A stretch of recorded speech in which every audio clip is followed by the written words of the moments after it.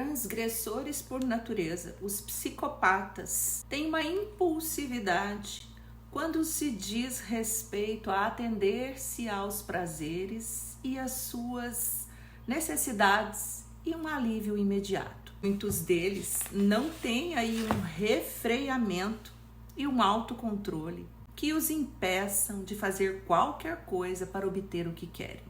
A necessidade de excitação é grande e tendem a sentir tédio, por isso correm riscos e gostam de grandes desafios. Não se importam quando isso coloca em xeque a sua falta de responsabilidade. Muitos psicopatas, quando constituem família, não são por sentimento amoroso, mas sim para mostrar para a própria sociedade que tem uma imagem a ser zelada e muitas vezes utilizam o próprio cônjuge e o próprio filho para o seu bel prazer.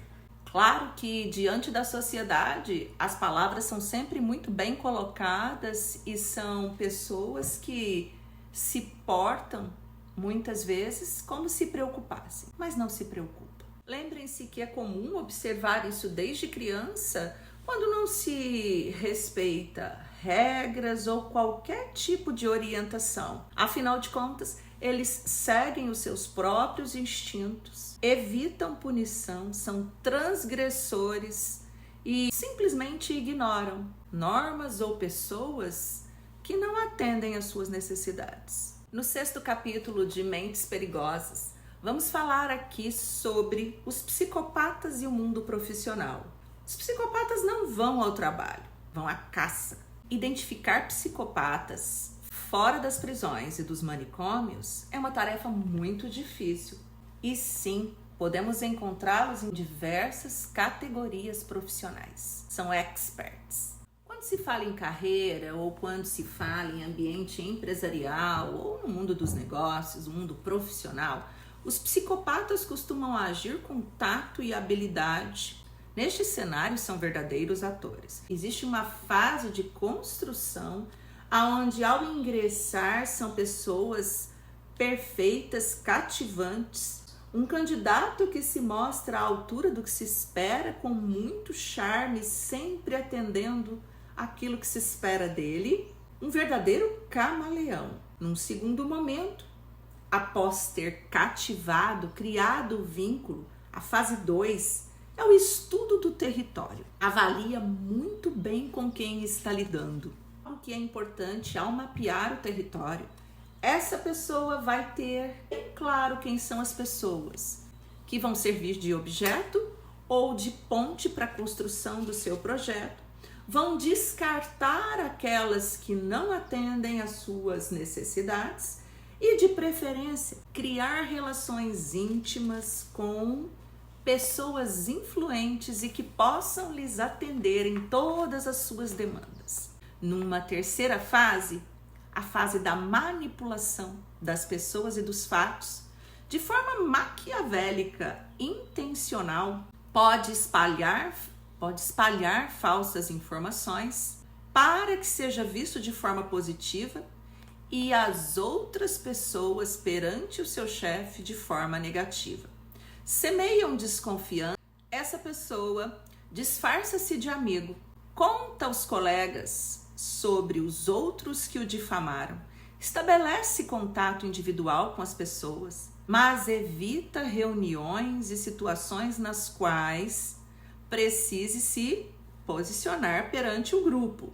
Mantém-se camuflado para levar adiante a estratégia de ascensão ao poder. Leva de um para o outro, minando as pessoas que não estão ali somando com o seu projeto e muitas vezes tirando de cena quem poderia atrapalhar.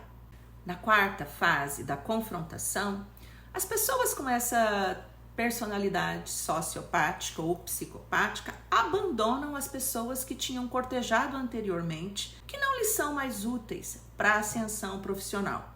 E como um requinte de maldade, utilizam a humilhação ou o cancelamento ou o bloqueio ou a desconexão. Simplesmente ignoram E dessa forma, muitas vezes, conseguem até manter as suas vítimas em silêncio. E aí, então, a quinta fase de ascensão, tal qual num jogo de xadrez cheio de estratégia, é a hora do checkmate. É a hora do golpe fatal, após colocar líderes e chefias uns contra os outros. O psicopata, todo arrumado ou toda arrumada, toma um lugar superior, que geralmente é o de decidir quem fica e quem vai.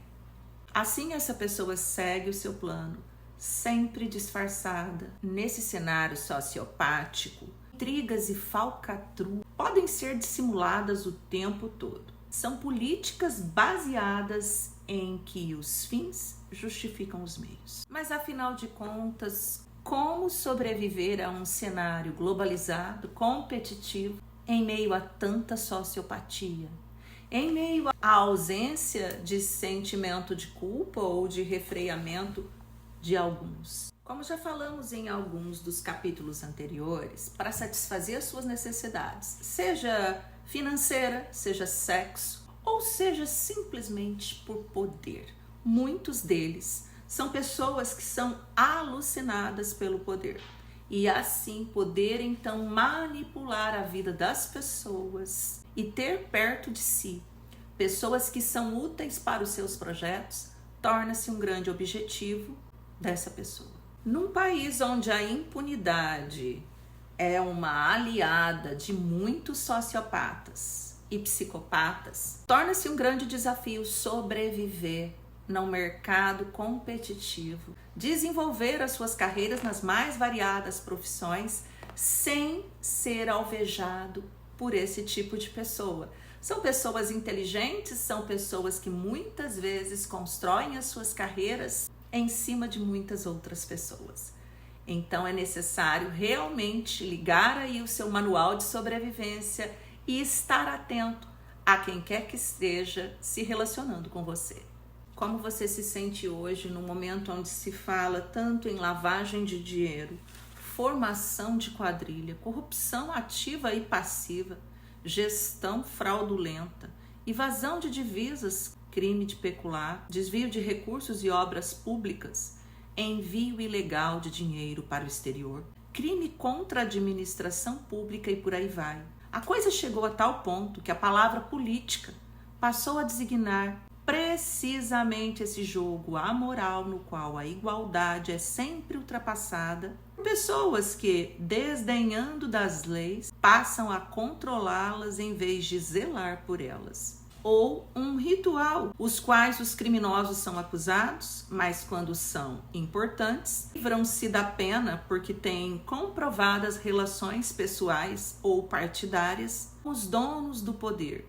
E, em muitos casos, são apreciados pela própria população. Essa é uma fala de Roberto da Mata, sociólogo, em entrevista à revista Veja, em 2007. Sim, como vivem camuflados, os psicopatas se usam das mais variadas profissões, roupas, batinas e tudo mais.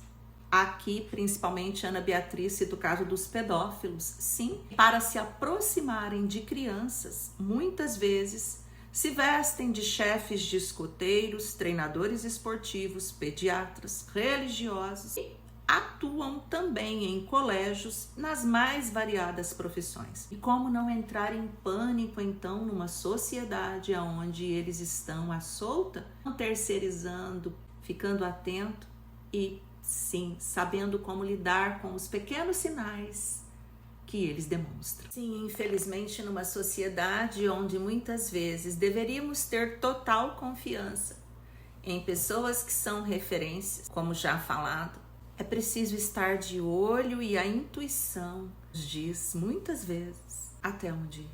Respeite a sua intuição.